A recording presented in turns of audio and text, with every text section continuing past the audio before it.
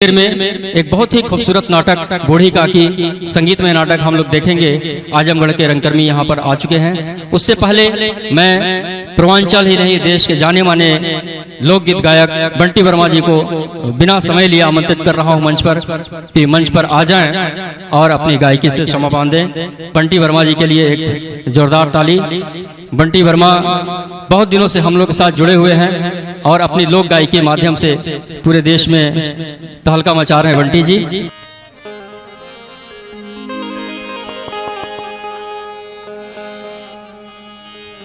मन्ना डे जी गाते हैं, हंसी हंसी पनवा खियोले बेमनवा, हंसी हंसी बाबू थोड़ा संग पनवा खियोले बेमनवा कि अपना बसेरे पार दे, कोरी रे चुनरिया में दगिया लगाई गईले, मारी रे करे जवा में ठे,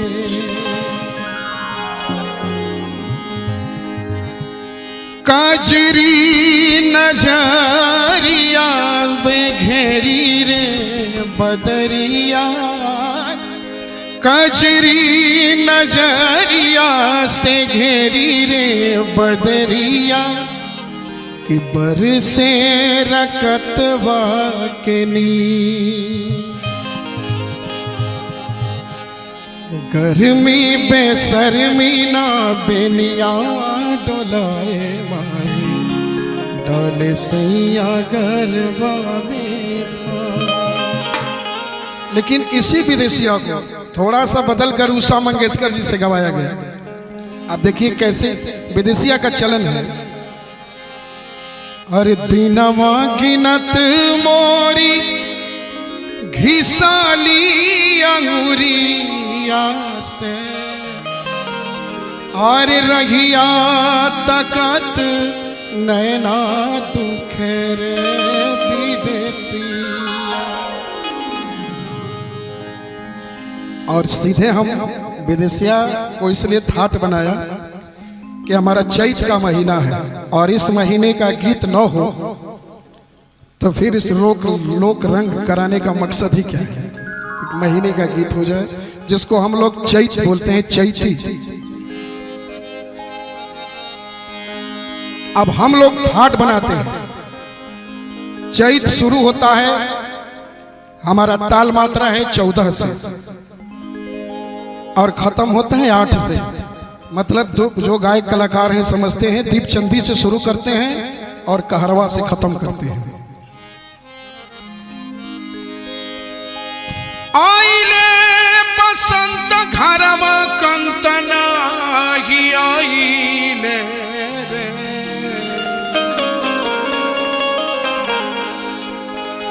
और डोले लगली सीताली बायरिया चैत में।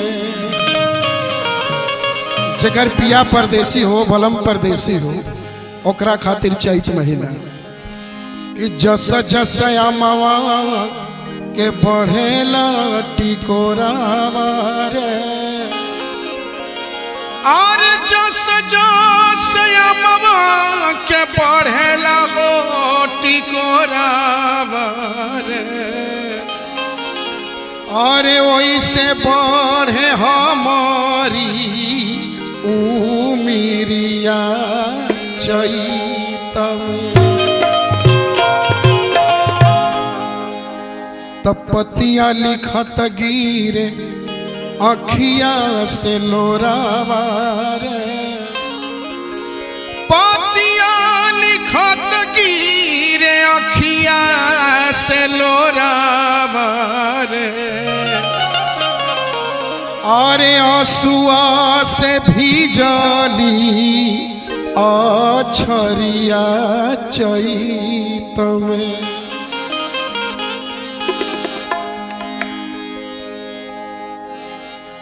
तो तो तोरी गईले सपना सनगिया हो रामा पिया परदेसिया तोरी गईले सपना सनगिया हो रामा पिया परदेसिया तोरी गईले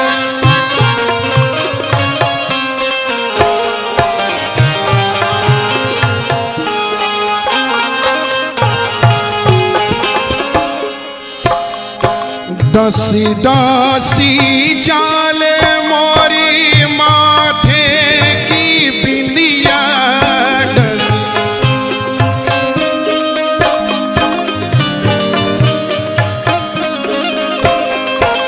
लूट गईले हमरो नयनवा के नींदिया लूट गईले हमरो नयनवा के नींदिया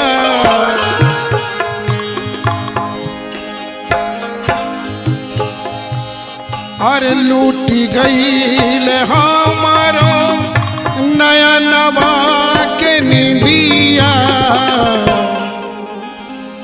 अब बुझे न मरम नीरमोहिया हो राम पिया परदेसिया बुझे न मरम नीरमोहिया हो राम